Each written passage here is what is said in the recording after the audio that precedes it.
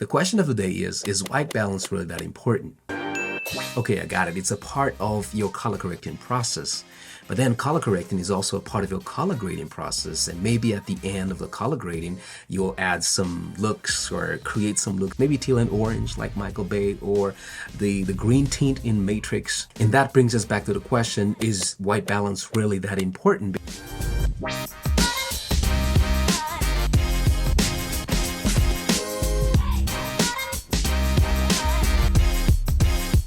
To understand white balance, guys, you have to understand color temperature. And color temperature, to make it very simple, without talking about, reflection and all that stuff, color temperature is simply the color of your light. So let's look at this picture really quick so that we can understand more about color temperature. And color temperature is measured in Kelvin, as you can see. And the smaller the number in Kelvin, the warmer the light is, as you can see. So 19,000 Kelvin is warmer than 32,000 Kelvin. You guys can also see in the picture that the warmer the light, it tends to be more orange, and the colder, it tends to be more blue. So when you set your white balance in camera or in post, you're actually telling your camera and your software what color of light should be seen as white. So let me give you a quick example. I'm going to set my white balance according to this light right here, light source right here. Let me see. Where is it? Where is it? Right here. Okay.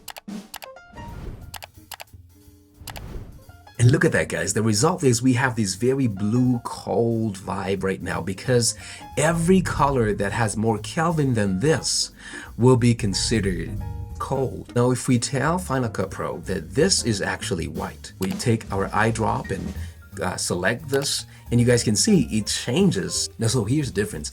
Every color temperature that has more Kelvin than this will be colder, and every color temperature that has less Kelvin numbers than this will be warmer, just like this light source right here. Now, let's talk a little bit about the relationship between white balance and color correction. Color correction is the process of bringing everything into a more natural look.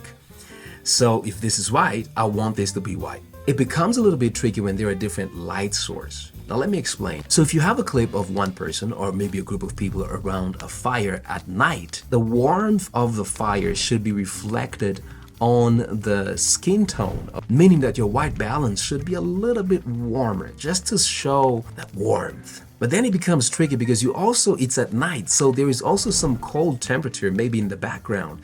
So you have to kind of like try to see the balance. And that's why we call it white balance, because you need to see the balance between, okay, am I getting too warm or am I getting too cold? Does it reflect the environment? So white balance, is it important? Yes, it is. It is important. But, and there is a big but, there is no exact way of doing it, or no exact setting, or no exact trick of always doing the same thing in all the situation. And as a creator, you are free. That's the cool thing about being a creator. You are free to do whatever you want to convey a message. All right, guys, if you like this content, go check out these other videos. You might learn a thing or two. Peace.